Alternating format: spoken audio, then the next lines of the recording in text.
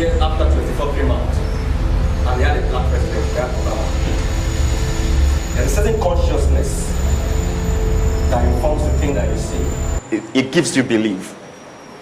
And so I'm going to read or perform a poem.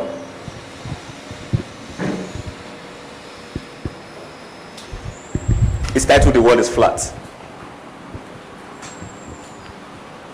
I stand in thoughts on this flat piece of earth. I stand before a million eyes, making the meaning of everything. I stand. What do you see when you look at me? A boy, a young man, an old hand, a darky, a nigger, an African, a slave destined for Libya, a corrupt Nigerian, a lost son of a gun. When you look around you, what do you see? The truth, your truth, our truth, or their truth. You stand under the morning eve. The sun is high up out that blue sky. You stare at the world around you and you declare as you see it truthfully. For you are a woman of truth. You are a man of truth. The world you see outside, is it round? No, it is flat. But I tell you the world is round. But what you see is flat. It is. It is flat in reality. It looks flat. If you look outside, it is truthfully flat. What I ask, does it translate to the truth? Because you don't see the world as round when you look out. It doesn't make it stop being round.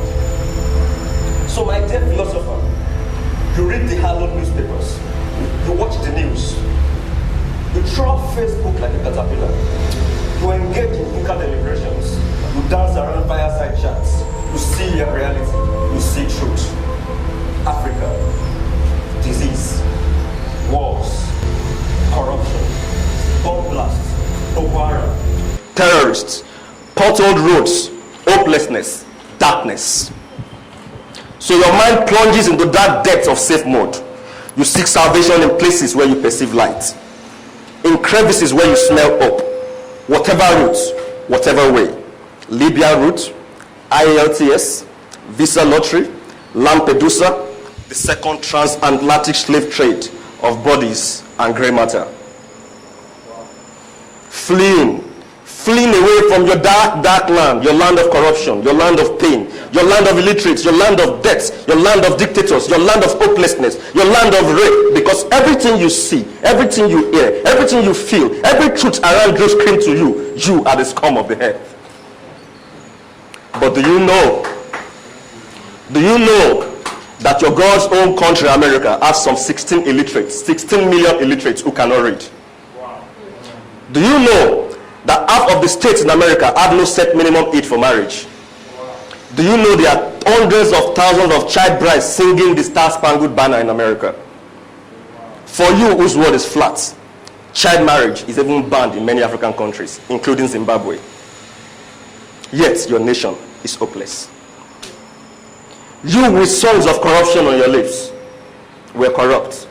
We are corrupt. That is our problem. For you who think is our key problem, do you know lobbying in America is grand corruption, legalized and packaged in democratic hampers of God's own country? Have you heard of Libor, where global rates of exchange fixed in banking phone calls in the Occident ripples into your world, into your transactions in your small corner in Africa with trillions of dollars made cheating the world? You know what corruption is? Do you know Swiss banking, where your billions are locked in their gold vaults and kept well by those without sin? Oh, only the sender is corrupt. What about the receiver? What is reality? What is truth? You whose world is flat, do you know tax havens? Have you been to Malta? Have you been to Virgin Islands? Have you been to the Isle of Man? You think you are corrupt. Have you legalized it? Yes, like the United Kingdom and its siblings. Africa is learning when it comes to corruption. The world is flat. What is truth? What is reality?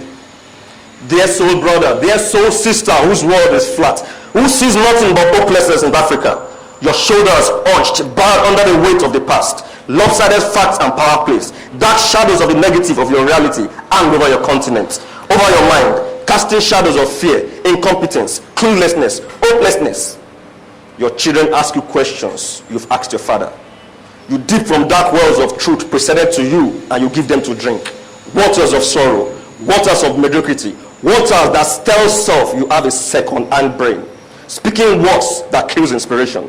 Telling chameleon truth structured to make you believe the truth. Everything is wrong with your continent. But do you know? Do you know the rape capital of the world?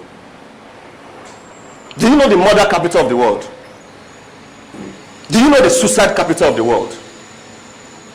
You whose world is flat, it is not any nation in Africa. Oh, and when you hear dictators, you think Africa, right? You do not think Belarus. You do not think Tajikistan. No, you don't even reason Azerbaijan. You might even skip around a bit. You don't remember Laos or Bahrain. You know why? Others project their success. We project our failure. We sip our minds in it. We feed our children with it. Leaders produced by us believe it and leave their thinking to IMF. A people is a reflection of its leaders. They only help expand the thinking of its people. For if you take the present as your future, the future will always mimic your present. Everything around you tells you to keep your eyes on the present. It shows you are down. The news, the views, the films, the stories. It tells you there is no hope. It tells you your ear is inferior. Your clothes don't make the cut. Your color should be everything but black. You have no history. You are cavemen. They enlarge your failures and fasten it around your neck, and the failure becomes you. So that little child thinks the world is flat. She's taught to read but not to question, but not to understand. She's taught to look but not to see, hear but never absorb, exist but not be. They dream not to research, not to seek, not to know, because they feel down and too small to change a thing. Who am I to change this? It is bigger than me. The child is the father of the man, and this man becomes the doctor. He becomes the lawyer. He becomes the artisan. He becomes the musician. He becomes the sportsman. He becomes the politician who screams that change is bigger than me. I just want to live, sleep, eat, and die. So the road to change for them does not lead for the search of knowledge to grow their land. It leads to Libya, only to be sold as slaves. It leads to Lampedusa. It leads to diaspora survival mode. We are everything in the modern cotton field, striving to live, sleep, and die.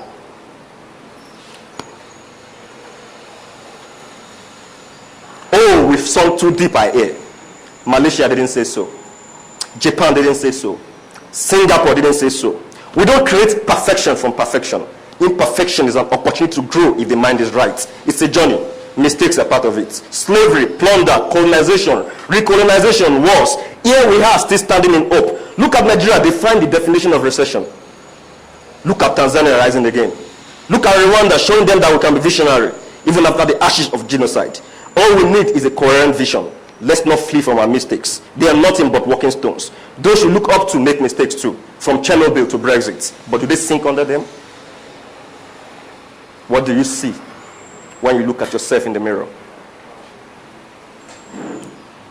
When you look at yourself, what do you see? A second-class human? A soul incapable of brilliant thoughts? What do you hear when you hear me speak now? I speak new thinking. I speak new narratives. I speak to the instincts of hopelessness. I speak to the bystander effect of helplessness. Unflatten your words, so brother. Unflatten your words, so sister. A people is as strong as what inspires them. What inspires you? Why seek your inspirations from dark clouds when you have the sun exploding in its glory? I stand today. I stand not on your flat earth seeking out dark visions presented on gilded platters by CNN, by BBC, by Financial Times, by The Economist, by NTA. I stand on the shoulders of the colossus before me. I stand on the shoulders of prophets sent by the creative essence of the universe. I stand on the shoulders of Gavi, Martin Luther King, Minister X. I stand on the shoulders of Lumumba, of Sankara, of Senghor, of Zik, of Nkrumah. I stand on the shoulders of Macaulay, of Steve Biko. I stand tall, black, and high. And what do I see? I see Mekatoma for the fraud that it is. At 30.2 million square kilometers, I see Africa. 30.2 million kilometers square, I see Africa. I see it huge. I see it big. I see it in its fearful blessedness. I see China just at 9.4. America is just 9.1. Do you know that these two large countries and 14 countries will fit into the map of Africa?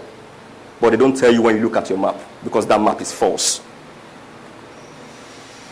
I see through that little game. See small, think small, feel small, and be small. I take the map you've given me, and I begin to see myself, the giant that I am.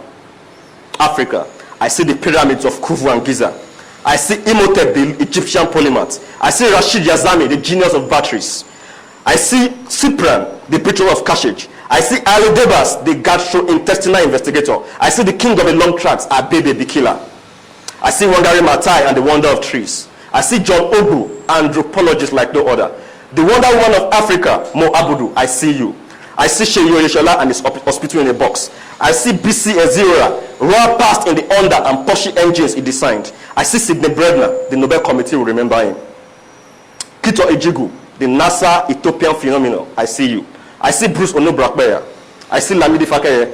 I see Eric Kameno. I see arts stronger than Leonardo da Vinci. Art to art, I see Christian Bernard. I see the beacon of noble change in Mo Ibrahim. Rounded as soccer wonder, George, where is your name? I see you. I see the accounting genius of Aketola Williams. I see the richest man in the world, yesterday, today, and tomorrow. His name is Mansa Musa. Africa, your name is gold. Your name is copper. Your name is bitumen. Your name is sunshine. Your name is water. Your name is solar power. Your name is arable land. Your name is coltan, diamonds, uranium, cobalt, tanzanite. Africa, your name is opportunities. I ask again, when you look at yourself, what do you see? I stand on the shoulders of those before me and I speak. I speak to that boy, that girl, that child, drowned in the waters of the negative, staring at the million mirrors of Africa's failure, screaming at them. I speak to you, little ones. For every mirror of failure you see, million more of success exists. You are not corrupt. You are not less. Your ear does not need attachments and deep frying to be glorious. You are a queen, a king like your forebears who irrigated the Nile, cast beneath bronze with nifty hands, build pyramids with unspeakable genius. I speak to you, son. I speak to you, daughter. Turn your ears from your fathers, from your mothers. Your world is not flat. Whatever you hear, whatever you think, I leave you with these songs of the prophet, Martin Luther King. Have a deep belief in your dignity. Fight the fact that you cannot. Let no one tell you that you are nothing. If you can't be a highway, be a trail. Be a bush if you can't be a tree. If you can't be a sun, be a star. Let those who know the world is round. Let those who know perspective. Let those who with hope springing in their heart from eternal speak to Africa. But if you can't be a positive voice of knowledge, of hope, of direction, please be silent and leave the rest of us to set sail. Thank you.